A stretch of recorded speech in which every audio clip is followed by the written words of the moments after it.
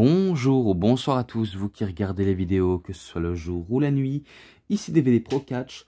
Et oui, nous repoursuivons encore avec la Ring of Honor, mais d'une petite partie, vu comment j'ai pas toute la grosse partie de l'année de ROH, parce que voilà quoi, mais que voilà, c'est tout ce que je peux dire, même si mon explication n'est pas très claire, mais voilà quoi. J'ai essayé comme je pouvais de mieux expliquer, même si ça me rattrape toujours, mais bon, passons. The 50 Years Festival New York City. Donc New York, voilà, NY City, donc du côté de New York, le 2 du 16 2007. Et par contre, je sais qu'il n'est pas dans l'ordre concret, hein. Donc vaut mieux que je préviens tout de suite parce que j'étais pas, on va dire, forcément trop au courant, mais quand j'ai regardé sur le Wikipédia, ben, je voyais qu'il n'était pas marqué New York City 50 Years Festival, donc le festival, et que en sachant que sur la tranche il manque quelques parties, et justement les parties comme ça je ne possède pas, car ça doit être très très dur à trouver, mais que je crois que ça a eu lieu en début d'année, parce que en voyant ça s'est déroulé au début d'année, et que ce que je vais faire comme review n'est pas forcément dans l'ordre chronologique. Par exemple, si vous voyez dans les catalogues de vidéos que je fais, vous aurez peut-être constaté que tout n'est pas en ordre chronologique. C'est un peu comme les DVD WWE, les DVD TNA, et j'en passe des DVD qui ne sont pas, on va dire, dans un ordre, mais que je résume tout de même. Voilà. Donc à l'affiche, on voit les doubles main events. Donc le premier main event, Samoa Joe contre Takashi Morishima. Et le vrai main event, mais qui est le deuxième, c'est Homicide contre Jimmy Rave. Donc voilà le rififi de ce que je voulais dire. Là, on a les photos. Et je prends la liste avec moi, qui est juste à côté de moi. Et que le show s'ouvre avec des gens qui veulent rentrer dans le Manhattan Center. Parce que je croyais que c'était Hammerstein Ballroom, mais c'est au Manhattan Center. Et du coup, la plupart veulent assister au show. Il y en a qui sont assistés.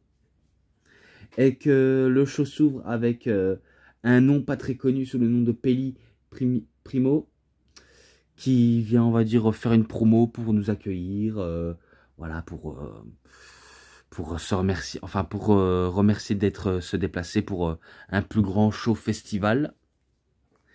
Et que même s'il a dit quelques mots couramment, il se fait interrompre par la musique de Someone Submission Machine Samoa Joe, la machine à soumission samoane, donc sur le theme song, et que au moment où les gens pensaient que ce serait Samoa Joe, parce qu'ils ont commencé à chanter justement The Champ is here, The Champ is here, parce que ça c'était son ancien theme song quand il était champion du monde de la Ring of Honor.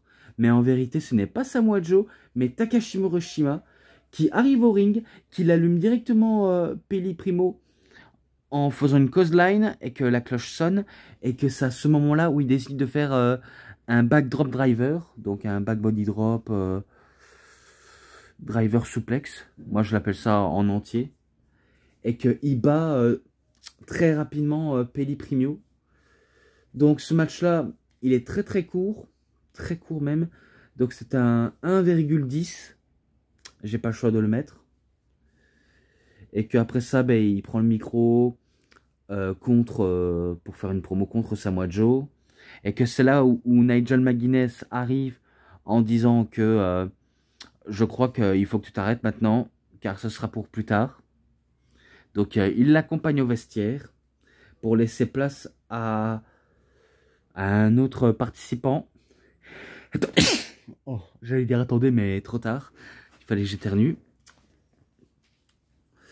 Je disais, d'autres participants participaient au match, et le premier participant, c'est Adam Pearce, qui est accompagné par C'est pas Steve Corino. C'est pas Steve Corino. Je ne sais plus son nom, mais tant pis pour lui. Mais en tout cas, il fait son entrée avec son partenaire ou manager d'un soir contre The Delirious. Que Delirious reçoit une très bonne ovation et que la foule durant tous les matchs vont, on va dire, bien interagir avec les catcheurs et que le train de la hype est à son paroxysme. Même si c'est un match, la plupart c'est des matchs moyens, mais d'autres ils valent largement le coup. Donc ça poursuit, et dans les matchs comme ça, j'ai pas besoin d'aller très très vite en longueur. Tout ce que je sais, c'est que Adam Pearce a toujours besoin des ressources nécessaires pour parvenir à ses fins, comme d'un partenaire ou d'un manager pour l'aider à remporter le match, quitte à tricher. Alors que Delirious, lui qui est ultra quand même bizarre, est quand même avantagé, ou alors peut-être le favori du match, et qu'il est imprévisible, hein. Franchement, Homicide, Homicide, maintenant, ça y est, maintenant Delirious c'est Homicide. Non, The Delirious, il est imprévisible. Et que, justement, à la fin du match, quand Adam Pearce a voulu faire sa prise de neckbreaker, je crois, et qu'il croyait que c'était le bon moment pour remporter la victoire, eh ben, il s'est totalement trompé. Et il n'aurait pas dû se disputer auprès de l'arbitre, parce que ça a permis à Homicide, j'allais dire Homicide, mais non, The Delirious, à prendre quelque chose qui sort de son pantalon de combat. Et j'essaie de savoir ce que c'est. On dirait un gros caillou qu'il a chopé avant d'y aller au parc, quoi. Enfin, dans un parc avant d'y aller à l'arène, parce qu'il avait pris un gros caillou, et que au moment où Adam Pearce, le general manager de Raw et SmackDown, que je vous le demande, et que je vous avertis, et que je vous donne pour info, se fait assommer par un coup de caillou de la part de The Delirious, et qui remporte la victoire. Oui, il remporte comme ça, alors que la moitié du match était bon, voire prometteur, et que même le public n'était pas en train de dormir. Eh ben, ils ont adoré le résultat du match, malgré la controverse, et que c'est victoire quand même de The Delirious, avec ce match-là, 3,40. Voilà, donc c'est tout dit. Et maintenant, oui, match par équipe féminin. Sarah Del Rey Sarah Del Rey avec Alison Danger contre Alexa Thatcher et Daisy Ace. Oui. Match court. Le match était court, mais il peut être passable si on peut adorer ce contenu du match, même si c'est dur des fois à s'accrocher. Et que quand je vois Alexa Thatcher, j'ai l'impression voir Lacey, vu comment elle ressemble beaucoup à Lacey. Voilà, cheveux courts, un peu blonde châtain, et un peu le même gabarit. Et ben, j'avais l'impression que c'était Lacey. Et que Lacey, on va la remarquer à la toute fin du match, quand elle va s'attaquer à Daisy Ace et que l'arbitre ne dit rien. Donc, tant qu'il y a les catcheuses légales sur le ring, et que si jamais on attaque les catcheuses légales, c'est considéré comme une disqualification. Mais quand c'est une qui fait partie du match, mais qui n'est pas dans le ring, qui attend son tour pour le changement, eh ben ça, on ne dit rien. C'était un peu bizarre, parce que les deux femmes se battent jusqu'au vestiaire, et que Alexa Thatcher se fait martyriser par Sarah Del Rey, qui a fait une prise du papillon en soumission avant de faire un genre de Modern Line Suplex pour remporter la victoire. Donc victoire de Sarah Del Rey et de Alison Danger, tout simplement, rien d'autre à dire, rien à déclarer. 3,20, je le mets. Maintenant, four-way fray, donc un match à 4 entre Jack Evans contre Shingo Takagi, contre Jimmy Jacobs et contre Xavier. Et que Xavier, si je crois bien, il vient de de faire son retour après de longues années d'absence. Et que je crois que c'était sa première et sa dernière année. Enfin, je vais pas dire ça comme si je savais d'avance, mais c'est vrai que ça faisait un bail qu'on l'a plus revu.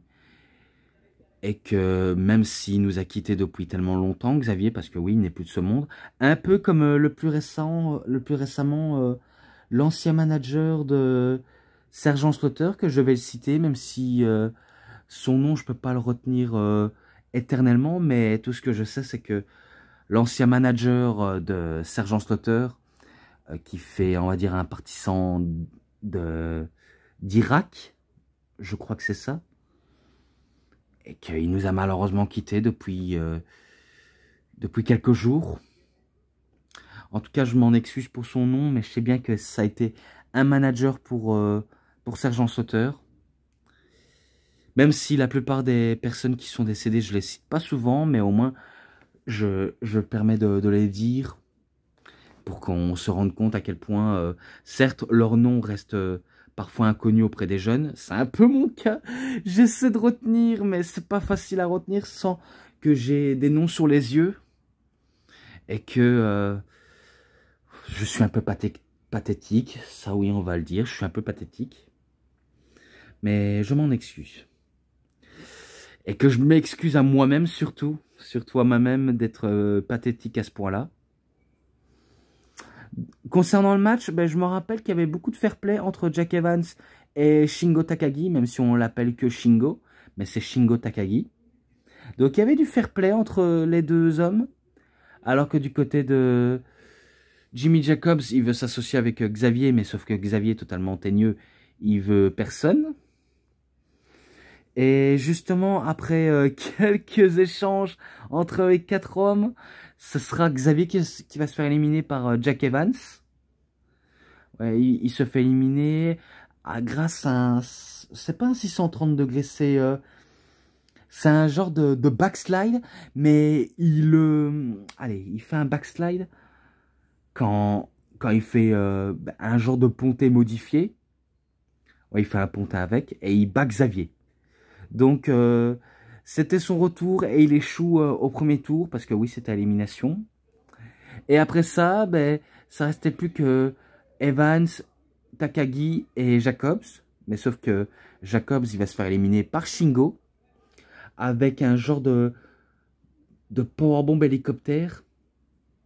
Ouais, parce qu'il fait un hélicoptère avant de faire un powerbomb. Et qu'il bat justement Jimmy Jacobs. Et après, ben, il restait plus que Jack Evans et Shingo Takagi. Et que là, ils se sont dit, allez, assez rigolé, on a été fair play.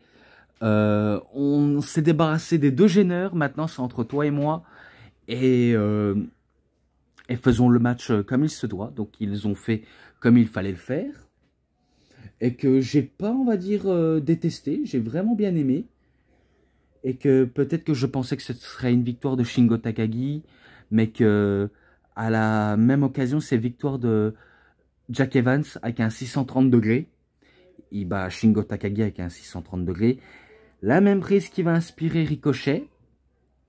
Donc voilà. Et après ça, ben, il prend le drapeau japonais et il met sur Shingo Takagi, vu comment il est à genoux, avant de le remercier, de faire un petit check. Et Evans et Beilaka, on va dire, célébrer et festoyer avec le public. Et que ce match-là, 3,60. Je le mets ça. Maintenant, c'est un match en table entre PJ Whitmer contre Brent Albright, et pas Albridge. Je me rappelle au niveau des entrées. Brent Albright, il fait son entrée en premier, tandis que PJ Whitmer en dernier. Et qu'au moment où Brent attaque PJ, eh ben, la cloche sonne et il fait déjà passer à travers la table PJ Whitmer. Et que moi, je croyais qu'il allait remporter le match. Parce que au moment où il est attaqué, que la cloche sonne et qu'il le fait passer à travers la table, je me suis dit, ah ben tiens, il a gagné directement. Il a gagné, putain. Et que après j'ai compris que c'est pas un match comme tous les autres, c'est pas un match en table comme tous les autres. Et que certains s'attendaient. Parce que normalement, dans un match en table, tu gagnes quand quelqu'un passe à travers la table. Mais là, il était particulier, très très particulier, vu comment le but du match, c'est de faire soit de passer à travers la table et de gagner le match en faisant le tomber. Et du coup, ça enlève le côté spécial des matchs en table. Quand quelqu'un passe à travers une table, normalement, c'est la victoire. Mais là, c'est totalement l'inverse. Mais après, P.J. Whitmer, il va se venger. Quand Brett Albright voulait faire un genre de souplex arrière, P.J. Whitmer, il se venge en faisant un genre de crossbody. Et du coup, ben, il fait passer à travers la table Brett Albright. Et qu'au moment dans le match, eh ben, c'est du coup pour coup et du cas par cas. Albright, il met ben, une table en préparation, une deuxième table en préparation. Et que après, plus loin dans le match, eh ben, il va faire ben, le Razor's Edge qui fait passer à travers les deux tables. P.J. Whitmer.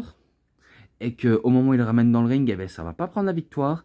Il ramène encore deux autres tables, encore une table.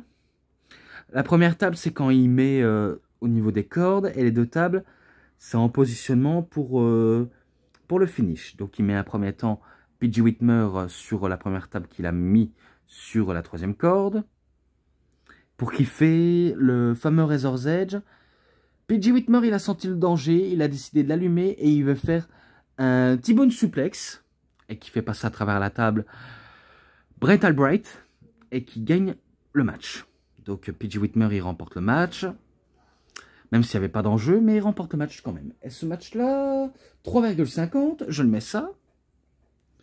Ensuite, match pour les titres du monde par équipe de la Ring of Honor.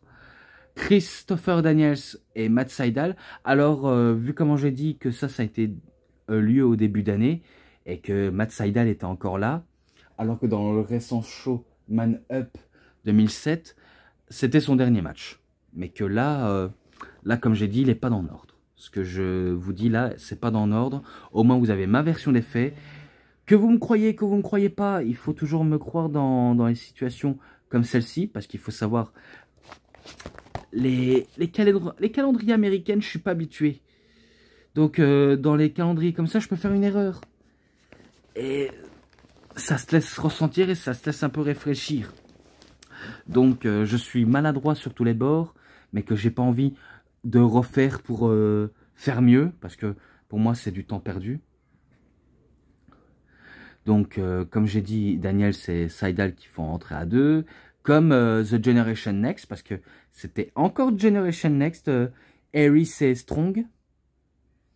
Et que Matt Sydal, si je crois bien, il avait le titre de la Ring of Honor, plus le titre de la Dragon Gate au Japon. Et que Daniels, ben lui, un seul titre. Mais bon, ça c'est un petit détail de rien du tout. Concernant le match, il était fou. Terriblement fou. Ah, les deux équipes, ils n'osent pas à user de leur arsenal pour parvenir à leur fin.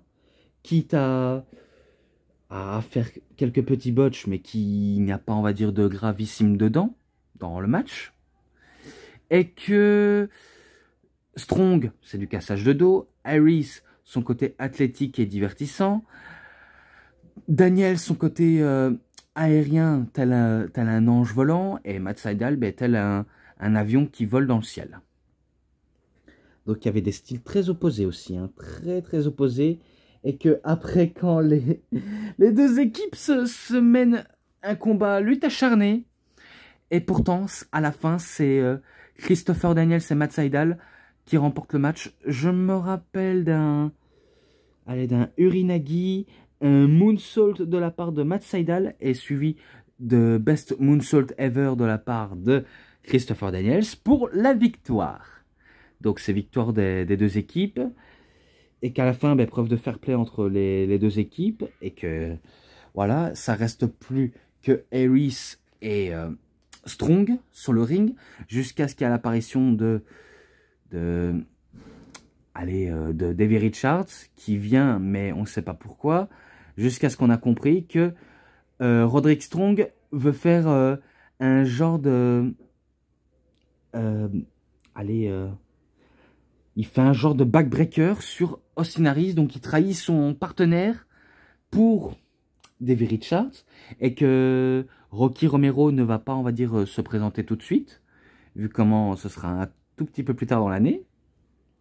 Donc voilà, il a décidé de trahir son partenaire pour former avec Davey Richards et Rocky Romero The No Remorse Corp, donc The NRC quoi, donc The No Remorse Corp, et que ça va forcer aussi Osinaris à former The Resilience avec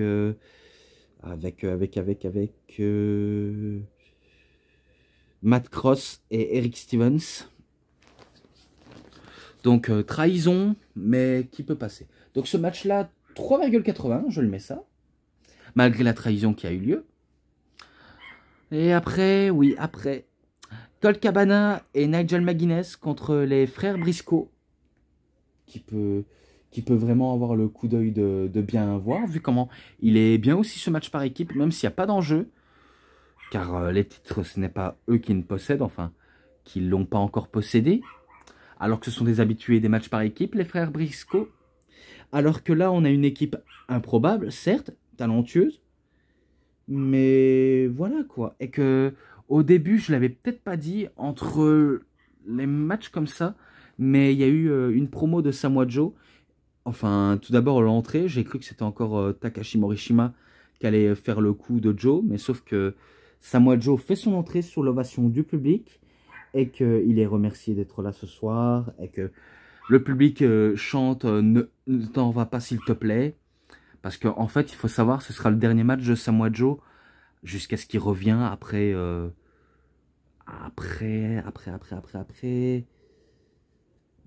quelques années, je crois.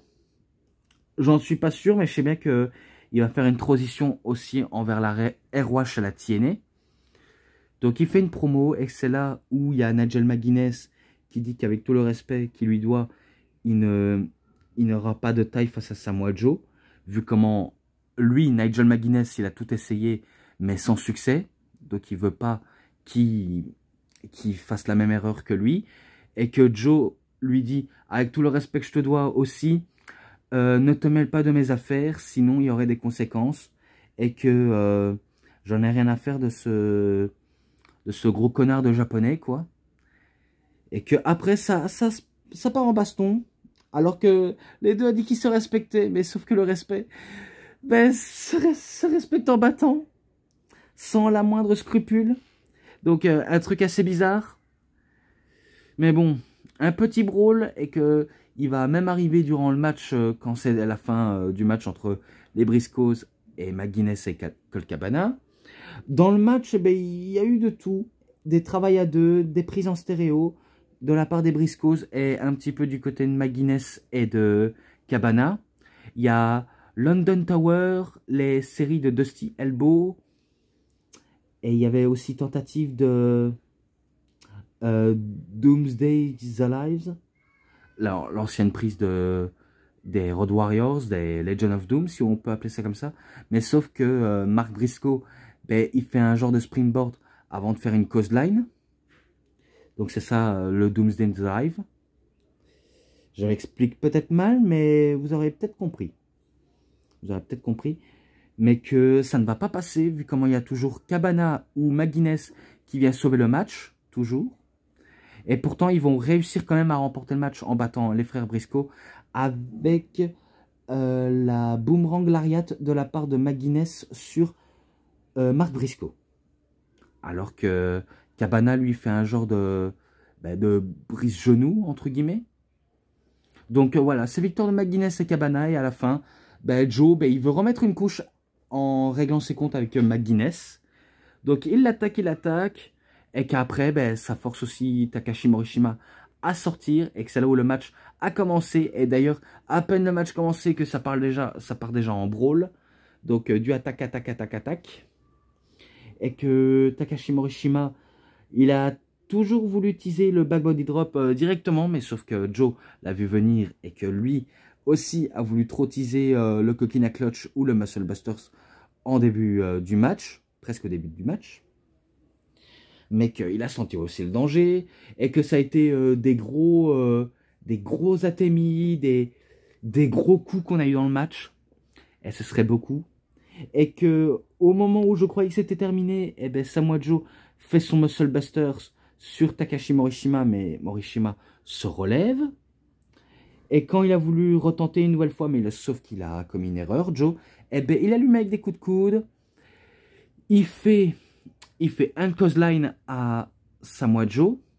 Et après la clothesline, ben, il fait un backdrop driver, ou alors back body drop driver suplex, sur Samoa Joe. Mais Samoa Joe, il relève son épaule. Donc il va retenter une nouvelle fois, mais cette fois-ci, Joe le contre. Et il veut faire son coquina clutch. Et justement, Morishima ne veut pas partir en coquina clutch et pourtant il va se faire avoir du coquina clutch. Et que au moment où l'arbitre lève le bras au compte de 3, parce que il faut savoir les arbitres quand il y a une soumission, eh ben, ils lèvent le bras pour voir si le bras va tenir. Par exemple première, deuxième et troisième. Si elle passe à la troisième, c'est la fin du match. Un truc qu'on ne voit plus du côté de chez WWE. Et je crois dans d'autres fédérations. Tout ça parce que c'est sûrement une perte de temps. Mais avant, ça se faisait encore. Mais maintenant, ils ont retiré le levage de bras jusqu'au compte de 3. Donc voilà, Samoa Joe remporte le match face à Takashi Morishima. Match plutôt bon, je le mets à 4,10. Et maintenant, le main event pour le titre du monde de la Ring of Honor. Homicide contre Jimmy Rave. Vu comment Jimmy Rave, il a eu quelques bons lots de passage face à des adversaires qui les a tous battus, comme les AJ Styles, CM Punk, Austin Harris, Roderick Strong, Jack Evans, et j'en passe des catcheurs.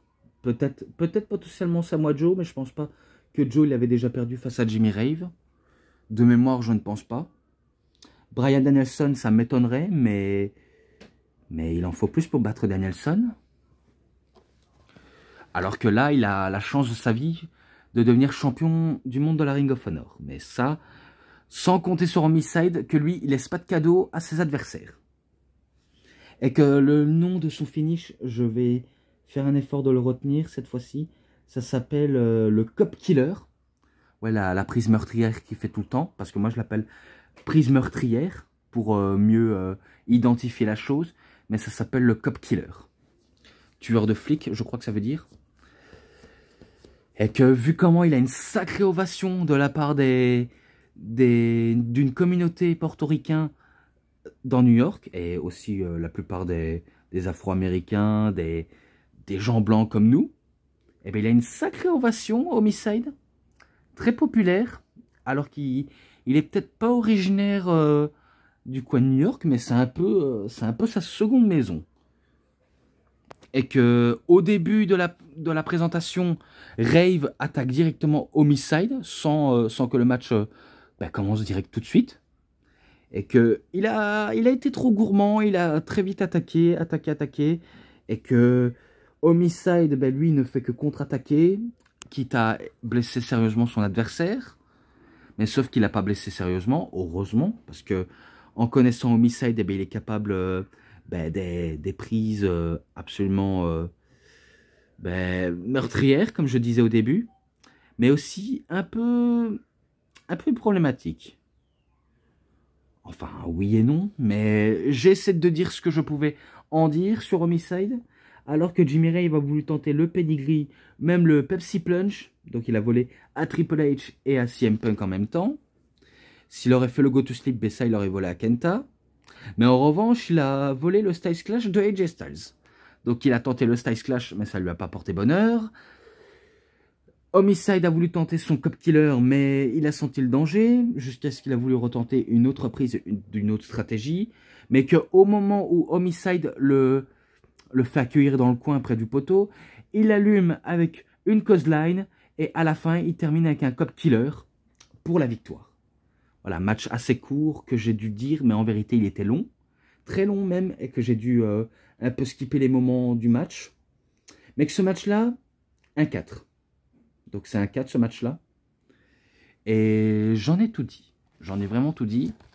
Concernant les matchs, les segments promo et l'ensemble, parce qu'il n'y a pas de bonus, mais il n'y a que des segments et promos.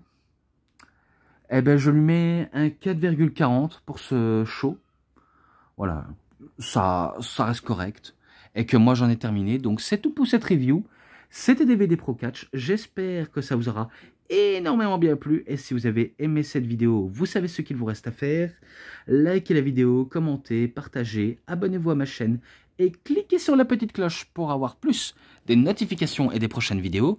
Et moi, bien sûr, je vous dis bonne journée, bonne soirée à tous. Au revoir tout le monde pour une prochaine vidéo. A plus à tous les fans de catch. Allez, bye bye tout le monde.